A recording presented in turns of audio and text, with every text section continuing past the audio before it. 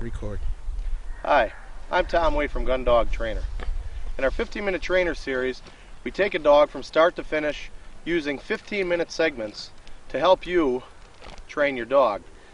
More often than not, most of our training revolves around, as it states, gun dogs.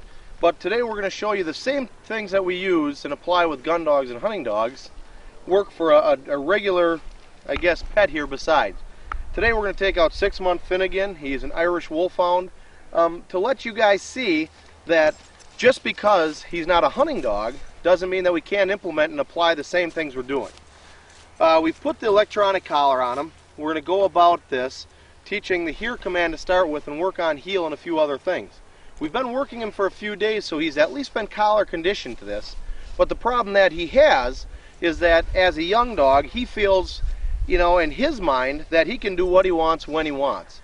So we're going to start off and show you with when you get a dog that's 100 pounds. Come on, buddy. Finnegan, here. Here. Finn, here. Here. Here. Here. Good boy. Then when you get a dog that's 100 pounds, like Finn is, at 6 months old, that you also have to have control.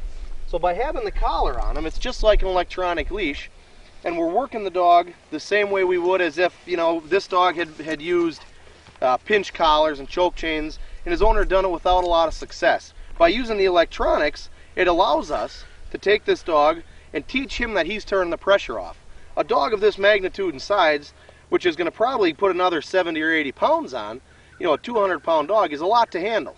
So we're going to walk through this process with Finnegan here, and using the collar and the check cord to get him to associate the point of pressure and the pressure we're working at. We start off on a low level, which is 1. We let him move around, we give him the pressure, and we give him the command. Here, stimulate, good boy. Here. We open ourselves up, heel, sit. Make him come on in and heel and sit. Now you notice how I open myself up with that. I'm teaching the dog to follow my hand into where I want him. He should sit and stay here until I release him verbally. Okay. I use okay as a means to release him. Here again, we walk him around. Let him move around a little. Now just because he's a big dog doesn't mean he's a high energy dog. But there's a lot of power behind this dog, so we want to make sure we have control at all times. We let him get away again. Here, stimulate, good boy. Heel. Open ourselves up, heel. Right here. Here.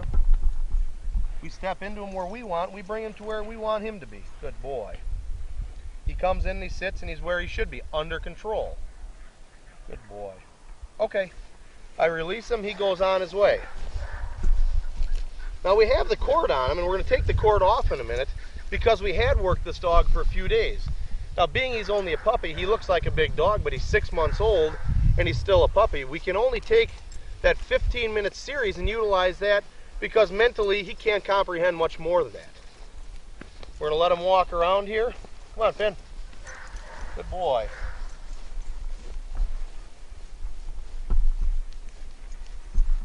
Notice I'm not calling him to heel or walk with me. I'm just trying to get him to stay away so I can utilize it. Give him the command here, stimulate, good boy. Praise, open yourself up, heel. Right here. Here. Good boy. Good boy. Pet him, praise him. He has not been released, so he should stay here.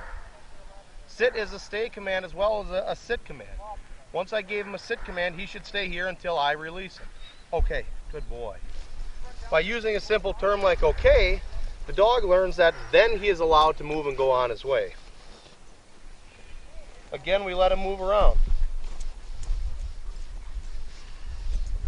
He starts to get where he follows me just because he wants to turn off the pressure or make the pressure not happen. But notice I'm not giving him any commands. I'm allowing the dog to sit and move with me, but I want him to get the freedom to say, okay, I have to stay around and be under control, but I don't necessarily have to be in his pocket. So we're letting him kind of move freely. If you're going to take a dog to a dog park or out in public, just a regular pet, you still have to have the same parameters and same control that you'd have with any working or hunting dog. And that's why we're showing you here today that all these same techniques apply to just pets, companions, and all those things accordingly. We're going to let him move away again. and we're going to utilize the collar for the command. Here he moves away. Here. Here. Stimulate. Good boy. Good dog. Here. Here. Never moving towards him. I'm going to move away. Here. Good boy. Heel. Right here. Right here. Good dog. Good boy.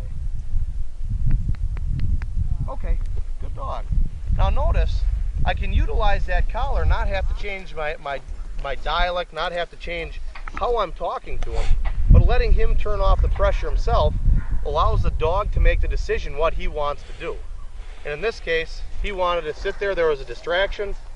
It allowed me to give him the pressure and make him make the decision to come to me. Good boy.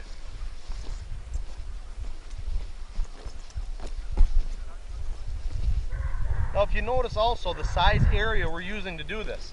Everybody complains and says, well, I don't have a lot of room to do it.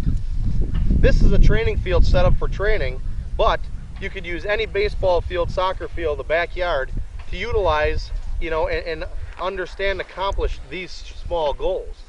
But a small goal to me is a big goal to you, because without that control, you don't have anything when you're out.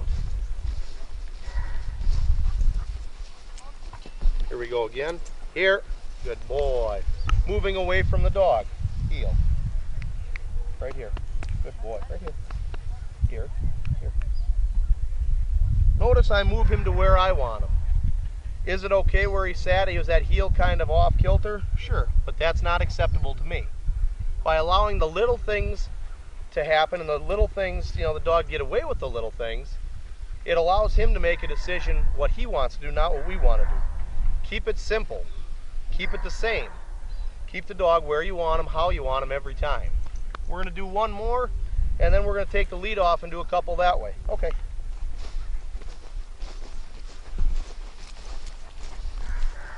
Good boy. All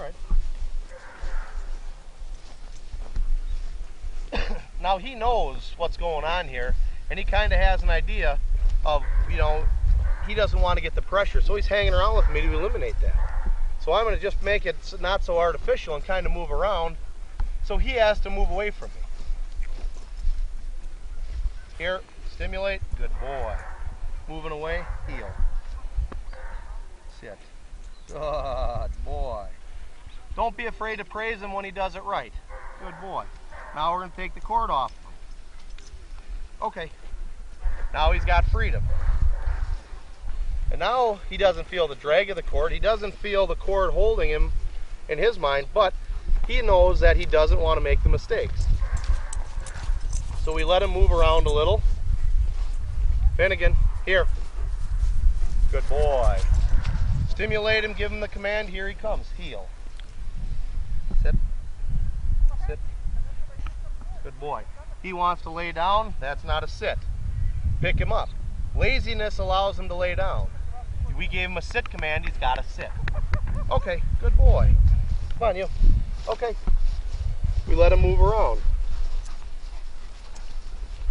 Okay, come on.